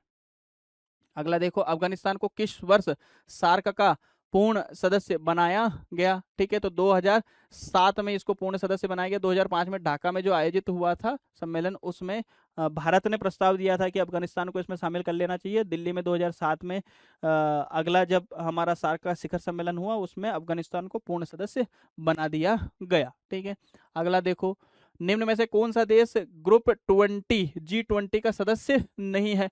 मेक्सिको है, तुर्की है, ऑस्ट्रिया नहीं है, ऑस्ट्रेलिया है, ऑस्ट्रिया नहीं है। तो सी आंसर हमारा हो जाएगा, ऑस्ट्रिया इसका हिस्सा नहीं है। भारत में विदेश व्यापार नीति 2023 को किस वर्ष तक के लिए अवधि के लिए बनाया गया? तो 2023 से 2028, बी आंसर हमारा हो जाएगा इसमें। भारत आसियान मुक्त व्यापार समझौता कब संपन्न हुआ? तो 2009 में। ठीक है, भारत आसियान वस्तु व्यापार के लिए यह समझौता हुआ था 2009 में। ठीक है, अगला देखो जरा, गैर बैंकिंग वित्तीय कंपनियों को वित्तीय गतिविधियों को विनियमित कौन करता है? तो अभी हमने बताया था, जो एनबीएफसी होती है उनकी वित्तीय गतिविधियों को कौन नियंत्रित करता है? आरबीआई नियंत्रित करता है। आरबीआई, बी आंसर हमारा हो जाएगा। अगला देखो, बी आंसर आरबीआई हो जाएगा हमारा। मध्य प्रदेश बीज एवं फार्म निगम की स्थापना कब की गई? 1980 में। 1980 में इसकी स्थापना की गई। वर्तमान समय में लगभग 4500 किसान इसके साथ मिले हुए हैं और ये बीजों का 10 लाख क्विंटल से अधिक 10 लाख क्विंटल से अधिक बीजों का उत्पादन करते हैं। देश में पशुधन की दृष्टि से प्रथम स्थान किसका है? हम सब जानते हैं उत्तर प्रदेश का प्रथम स्थान है, दूसरे नंबर पर राजस्थान, तीसरे नंबर पर मध्य प्रदेश है। ठीक है, अभी हमने इसके पहले क्वेश्चन में डिस्कस किया था। आर्थिक सर्वे 2025-26 के अनुसार 25-26 में भारत की अर्थव्यवस्था में सबसे अधिक जीवीए किस क्षेत्र का है? हम सब जानते हैं, बहुत हलवे टाइप का प्रश्न है, सेवा क्षेत्र का। केंद्रीय बजट 2025-26 के अनुसार निम्न में से किस क्षेत्र पर विशेष जोर दिया गया है? केंद्रीय बजट 2025-26 में सबसे ज्यादा जोर किस पे दिया गया है? केवल रक्षा व्यय पर? ऐसा नहीं है। कृषि सब्सिडी पर? ऐसा भी नहीं है। प्रत्यक्ष कर समाप्त करना? ऐसा नहीं है। बिल्कुल सिंपल प्रश्न है, आप क्वेश्चन पढ़ोगे तो समझ में आ जाएगा। हरित ऊर्जा और बुनियादी ढांचा, ग्रीन एनर्जी और इंफ्रास्ट्रक्चर पर सबसे ज्यादा जोर दिया गया। आर्थिक समीक्षा 2025-26 के अनुसार 24-25 में कृषि क्षेत्र की वृद्धि दर में सुधार का मुख्य कारण क्या है? 24-25 में कृषि में अच्छा विकास दर हुआ, इसके पीछे कारण क्या? कृषि निर्यात में तीव्र गिरावट? ऐसा तो हो ही नहीं सकता। अनुकूलतम मानसून और बागवानी उत्पादन में वृद्धि? बिल्कुल सही है, बी आंसर हमारा हो जाएगा। अगला प्रश्न है, केंद्रीय बजट 2025-26 में कृषि क्षेत्र के सुदृढ़ीकरण हेतु निम्न में से किस पहल पर जोर दिया गया? कृषि विपणन सुधार एवं डिजिटल एग्री इंफ्रास्ट्रक्चर। सबसे ज्यादा जोर इसी पर है, मार्केटिंग कृषि की, क्योंकि बहुत सारा जो उत्पाद है हमारा कृषि का वो खराब हो जाता है। तो ए आंसर हमारा सही हो जाएगा 85 का। अगला है, आर्थिक समीक्षा 2025-26 के अनुसार भारत के सकल मूल्य वर्धन में विनिर्माण क्षेत्र की हिस्सेदारी को बढ़ावा देने के लिए कौन सी रणनीति अपनाई गई है? विनिर्माण मतलब कि मैन्युफैक्चरिंग को बढ़ावा देने के लिए कौन सी स्कीम लाई गई है? केवल निर्यात आयात पर निर्भरता? ऐसा तो हो ही नहीं सकता। सेवा क्षेत्र में श्रम का स्थानांतरण? ऐसा भी नहीं हो सकता। और उत्पादन आधारित प्रोत्साहन योजना, ठीक है, के माध्यम से घरेलू विनिर्माण को प्रोत्साहन देना है, बात बिल्कुल सही है। ठीक है, इसको कहा जाता है पीएलआई, ठीक है, प्रोडक्ट लिंक इंटेंसिव स्कीम, अर्थात एक पर्टिकुलर प्रोडक्ट को इंसेंटिव दे करके उसके उत्पादन को बढ़ावा देना हमारे यहाँ पर विनिर्माण को प्रोत्साहित करने के लिए स्कीम के तौर पर अपनाया गया, पीएलआई इसे कहा जाता है। केंद्रीय बजट 2025-26 तथा 26-27 की बजटीय दिशा में उद्योग क्षेत्र के सुदृढ़ीकरण के संदर्भ में निम्न में से कौन सा कथन सही है? उद्योग क्षेत्र के लिए पूंजीगत व्यय में कमी करना? ऐसा तो हो ही नहीं सकता। विनिर्माण क्षेत्र में निवेश आकर्षित करना हेतु अवसंरचना और लॉजिस्टिक सुधार, ये तो बात बिल्कुल सही है। मेक इन इंडिया की पहल को समाप्त करना? ऐसा नहीं हुआ है। एमएसएमई क्षेत्र के किसी प्रकार का प्रोत्साहन नहीं दिया गया? ऐसा भी नहीं है। तो बी आंसर हमारा हो जाएगा। सिंपल क्वेश्चन है, आप क्वेश्चन पढ़ोगे तो आंसर निकल आएगा। आर्थिक समीक्षा 2025-26 के अनुसार 24-25 में भारत के सकल मूल्य वर्धन में सेवा क्षेत्र का योगदान तथा उसकी वृद्धि के संदर्भ में निम्न कथनों पर विचार कीजिए। सेवा क्षेत्र का जीवीए में योगदान 35% है, तो गलत है, 50% से अधिक है। सेवा क्षेत्र का जीवीए में योगदान 50% से अधिक है तथा अर्थव्यवस्था में यह सबसे बड़ा क्षेत्र है, बिल्कुल सही है। बी स्टेटमेंट हमारा सही है। सेवा क्षेत्र में 20% योगदान? ऐसा भी नहीं, सेवा क्षेत्र का योगदान 45% है, सब गलत है। एक लाइन पढ़ के हमें समझ में आ जाएगा। ठीक है, अगला प्रश्न है हमारा, संघीय बजट या यूनियन बजट 2025-26 26-27 की बजटीय दिशा में सेवा क्षेत्र को सुदृढ़ करने के लिए कौन से उपाय अपनाए गए हैं? सेवा निर्यात पर अतिरिक्त कर लगाना? ऐसा तो नहीं है। सेवा निर्यात पर अतिरिक्त कर लगाएंगे तो सेवा क्षेत्र कमजोर हो जाएगा, तो ये तो स्टेटमेंट गलत है। डिजिटल पब्लिक इंफ्रास्ट्रक्चर, स्टार्टअप और फिनटेक पारिस्थितिकी तंत्र को प्रोत्साहन देना, बात बिल्कुल सही है। आईटी क्षेत्र में विदेशी निवेश को पूर्ण प्रतिबंधित करना, ऐसे तो आईटी क्षेत्र और कमजोर हो जाएगा। पर्यटन एवं आतिथ्य के क्षेत्र के लिए बजटीय प्रावधान समाप्त करना, ये भी गलत है। ठीक है, तो सिंपल है, आप क्वेश्चन पढ़ोगे तो ही आंसर आपका निकल करके आ जाएगा। अगला प्रश्न देखें, बी आंसर होगा हमारा इसमें। भारत की विदेश व्यापार नीति 2023 के अनुसार वर्ष 2030 तक वस्तु और सेवा के कुल निर्यात के लक्ष्य को कितना? 2 ट्रिलियन। ठीक है, सी आंसर हमारा 2 ट्रिलियन का लक्ष्य हमने रखा है 2030 तक। विदेशी व्यापार नीति जो 2023 से 28 के बीच में हमारी लागू है, इसमें टारगेट करके वस्तु और सेवा के निर्यात को हमें कुल 2 ट्रिलियन तक ले जाना है। सी आंसर हमारा सही हो जाएगा इसमें। आगे देखो 91वां क्वेश्चन, दिखने में बड़े बड़े हैं लेकिन सिंपल है। हाल ही में आयोजित G20 नई दिल्ली समिट 2023 में अफ्रीकी संघ को स्थायी सदस्य के रूप में शामिल करने का निर्णय लिया गया है। इस संदर्भ में निम्न कथनों पर विचार कीजिए। अफ्रीकी संघ शामिल होने के बाद G20 की संरचना 19 देश और 2 बहुपक्षीय संगठन शामिल है। जैसा कि मैंने अभी कहा, एक तो अफ्रीकी संघ है और एक यूरोपियन यूनियन, EU जिसे कहते हैं, यूरोपियन यूनियन। तो 2 संगठन हो जाएंगे। अफ्रीकी संघ यूरोपीय संघ के बाद G20 का दूसरा बहुपक्षीय सदस्य, बात बिल्कुल सही है। 1 और 2 तो सही है। अफ्रीकी संघ की सदस्यता से G20 में केवल विकसित देशों का प्रतिनिधित्व और सुदृढ़ होगा, ये बात बिल्कुल गलत है, क्योंकि अफ्रीकी संघ में तो अधिकतर जो देश हैं वो विकसित, अल्प विकसित और विकासशील है। ठीक है, तो अफ्रीकी संघ के शामिल होने से G20 में जो विकासशील है और जो अल्प विकसित देश हैं उनका प्रतिनिधित्व और बढ़ेगा। मेरे ख्याल से आपसे 1 और 2 कथन हमारे सही है, ए आंसर होना चाहिए। तीसरा स्टेटमेंट हमारा गलत है, ए आंसर है। अगला देखो, वर्तमान परिदृश्य में South Asian Association for Regional Cooperation SAARC की निष्क्रियता विशेषकर भारत पाकिस्तान के संबंधों में तनाव के कारण क्षेत्रीय सहयोग की गति धीमी पड़ी है। इस संदर्भ में सार्क की उपयोगिता और भविष्य की संभावनाओं को लेकर निम्न में से कौन सा विकल्प सर्वाधिक तार्किक है? देखो, हम सब जानते हैं, अभी जैसे कि हमने पहले भी डिस्कस किया था कि 2014 में इसका अंतिम सम्मेलन हुआ था नेपाल में, उसके बाद जो पाकिस्तान में प्रस्तावित था 2016 वाला, उसके बाद से भारत पाकिस्तान में जो उरी अटैक हुआ था, उसके बाद से सार्क का कोई शिखर सम्मेलन नहीं हुआ है। ठीक है, तो भविष्य में इसकी उपयोगिता है या नहीं है, ठीक है, इन सब चीजों को लेकर के लगातार विमर्श हो रहा है कि सार्क को समाप्त कर देना चाहिए। ठीक है, तो इस संबंध में एक तार्किक विकल्प आपको ढूंढना है।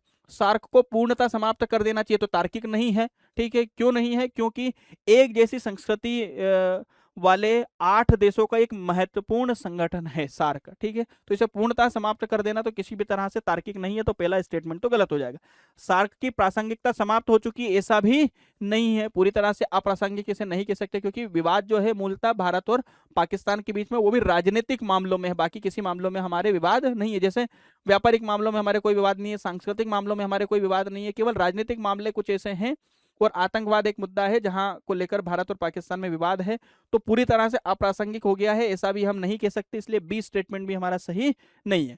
सी स्टेटमेंट क्या है? राजनीतिक विवादों से इतर स्वास्थ्य, आपदा प्रबंधन, जलवायु परिवर्तन और व्यापार सुविधा जैसे क्षेत्रों में कार्यात्मक सहयोग बढ़ाकर सार्क को पुनर्जीवित किया जा सकता है। ये स्टेटमेंट बिल्कुल ही हमारा सही है। ठीक है, तो सी आंसर होगा मेरे हिसाब से। देखो जरा क्या आंसर दिया हुआ है, सी आंसर दिया हुआ है। ठीक है, अगला देखो प्रश्न हमारा क्या है। अगला है, मध्य प्रदेश आर्थिक समीक्षा 2025-26 के अनुसार राज्य में शिशु मृत्यु दर में सुधार हुआ है। ठीक है, IMR इन्फेंट मोर्टालिटी रेट में हमारे यहाँ सुधार हुआ है। निम्न में से कौन सा विकल्प IMR के हालिया स्तर और प्रवृत्ति को सही रूप से दर्शाता है? IMR का लगभग 60 प्रति हजार, ये गलत है, 60 नहीं। IMR लगभग 48, ये भी गलत है। IMR जो है वो 41 है, तो सी स्टेटमेंट हमारा सही है। इसमें क्रमिक कमी दर्ज की जा रही है, बात बिल्कुल सही है, सी आंसर हमारा होगा। याद रखना, इकोनॉमिक सर्वे 2025-26 के अनुसार IMR जो है वो 41 प्रति 1000 जीवित जन्म पर है, तो सी आंसर हमारा है। अगला देखो, निम्न में से कौन सा विकल्प बजट 2026-27 में स्वास्थ्य क्षेत्र की प्राथमिकता को सही रूप से दर्शाता है? स्वास्थ्य क्षेत्र के संबंध में देखो, स्वास्थ्य बजट में कटौती कर, इसे कटौती का तो कोई मामला ही नहीं, हमेशा बढ़ना ही है स्वास्थ्य क्षेत्र में, तो एक स्टेटमेंट जो है हमारा पहले गलत हो जाएगा। सी देखो, स्वास्थ्य व्यय को स्थिर रखते हुए केवल निजी अस्पतालों को सब्सिडी दी जा रही है, ये भी स्टेटमेंट गलत है। निजी अस्पतालों को सब्सिडी नहीं दी जा रही, ऐसा कुछ नहीं है। स्वास्थ्य क्षेत्र में कोई नई योजना नहीं लाई गई, ऐसा भी नहीं है। बेसिकली हमारा बी ऑप्शन जो है वो सही है। स्वास्थ्य बजट को लगभग 18 से 20 हजार करोड़ के स्तर पर ले जाया गया है और प्राथमिक और जिला स्तरीय स्वास्थ्य सेवाओं के सुदृढ़ीकरण पर बल दिया जा रहा है। बी स्टेटमेंट हमारा सही है।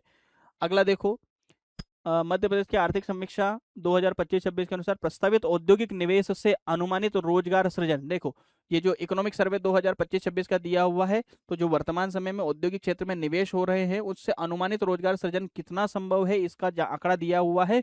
1,70,000 नए रोजगार की संभावना बताई गई है।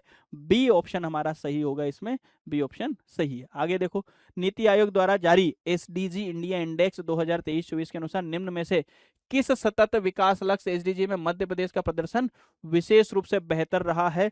तो SDG 7 में हमारा जो स्कोर है सबसे बेहतर है। SDG 7 सस्ती और स्वच्छ ऊर्जा में मध्य प्रदेश सबसे अच्छा काम करने वाला राज्य है। ठीक है, तो इस तरह से बी आंसर हमारा हो जाएगा। बी आंसर, बहुत रिमोट गड़बड़ कर रहा है, बी आंसर हमारा सही हो जाएगा। अगला देखो, मध्य प्रदेश बजट 2026-27 में निवेश एवं औद्योगिकरण क्षेत्र MSME और नए औद्योगिक पार्क शामिल है के लिए कुल कितना बजट प्रस्तावित किया गया है? ठीक है, तो नए निवेश और औद्योगिक क्षेत्र के विकास के लिए बजट रखा गया है वो है बी आंसर 5,957 करोड़, 5,957 करोड़। एक बार बजट को आप अच्छे से देख के जाना, एग्जाम देने जब जाओ तो इस तरह के आंकड़ों से रिलेटेड प्रश्न सीधे सीधे आपकी एग्जाम में बन सकते हैं। बी आंसर हमारा होगा 5,957 करोड़। अगला है मध्य प्रदेश आर्थिक सर्वेक्षण 2025-26 में राज्य की वन डिस्ट्रिक्ट वन प्रोडक्ट योजना के तहत कुल कितने अनूठे उत्पादों की पहचान की गई, हम सब जानते हैं। बी ऑप्शन है 38, 38 ऐसे उत्पाद है, 55 जिलों के 38 उत्पाद है जो one district one product ODOP के तहत शामिल किए गए हैं। ठीक है, तो बी आंसर हमारा हो जाएगा। अगला देखो, मध्य प्रदेश बजट 2026-27 में औद्योगिक विकास को प्रोत्साहित करने के लिए निम्न में से किस पहल या प्रावधान पर विशेष बल दिया गया है। मध्य प्रदेश में औद्योगिक विकास को बढ़ावा देने के लिए बजट में क्या किया गया है?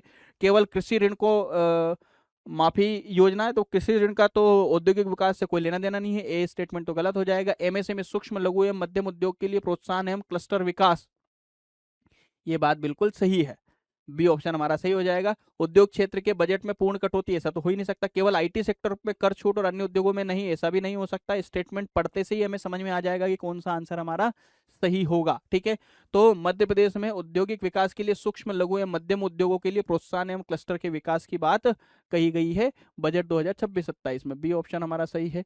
मध्य प्रदेश आर्थिक समीक्षा 2025-26 के अनुसार राज्य में बौद्धिक संपदा अधिकारों आईपीआर इंटेलेक्चुअल प्रॉपर्टी राइट्स से संबंधित निम्नलिखित कथनों पर विचार कीजिए। देखो जरा, 3 स्टेटमेंट हमारे सामने दिए हुए हैं, क्या आंसर हमारा सही होगा? देखो जरा, वर्ष 2019-20 में 285 पेटेंट फाइल किए गए थे, हमारे इकोनॉमिक सर्वे में दिया हुआ है। ठीक है, 23-24 में इनकी बढ़कर के संख्या 726 हो गई है, 155% की वृद्धि हुई है, बात बिल्कुल सही है। वर्ष 2025 तक राज्य को कुल 30 जीआई टैग प्राप्त हो चुके हैं, जिसमें 3 जो जीआई टैग है वो लोगो वाले हैं, 3 लोगो के जीआई टैग हमें प्राप्त हुए हैं।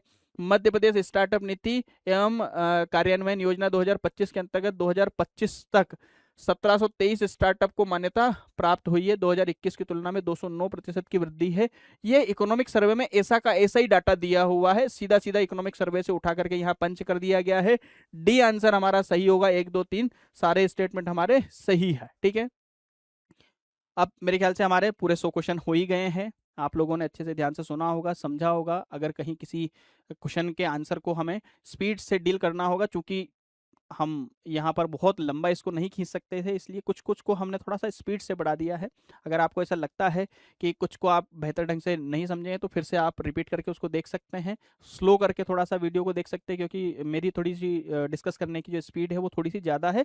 इसलिए ज़्यादा है क्योंकि आपको जल्दी से जल्दी हम ये पूरा डिस्कशन 100 क्वेश्चन का दे पाएँ। ठीक है, इसके अलावा भी अगर मान लो यहाँ पर मैंने, क्योंकि यहाँ व्याख्या में बहुत सारी चीज़ें दी हुई हैं, इनको अनावश्यक रूप से डिस्कस करके आपका समय और मेरा समय हम खराब करें, इसलिए मैंने इनको पूरा यहाँ डिस्कस नहीं किया है।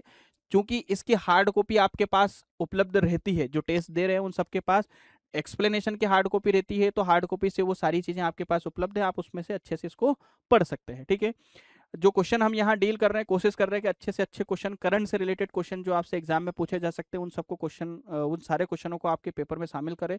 उससे रिलेटेड अतिरिक्त जो जानकारी है उसको भी हम यहाँ पर एक्सप्लेनेशन में शामिल करें। ठीक है, तो आप इसी तरह से टेस्ट लगाते रहिए, पढ़ते रहिए, और हमारे वीडियोस जो एक्सप्लेनेशन के हैं यूट्यूब पे फ्री में उपलब्ध है। बाकी लोग जो टेस्ट नहीं भी लगाए हैं वो भी इस वीडियो के माध्यम से लाभ प्राप्त कर सकते हैं। और जो हमारी अप्रैल में एग्जाम होने वाली है प्रारंभिक परीक्षा 2026 की, उसमें अपना स्कोर बेहतर कर सकते हैं। ठीक है, आप लोग पढ़ते रहें, स्वस्थ रहें, मस्त रहें। हम अगले वीडियो में मिलते हैं, तब तक के लिए नमस्कार।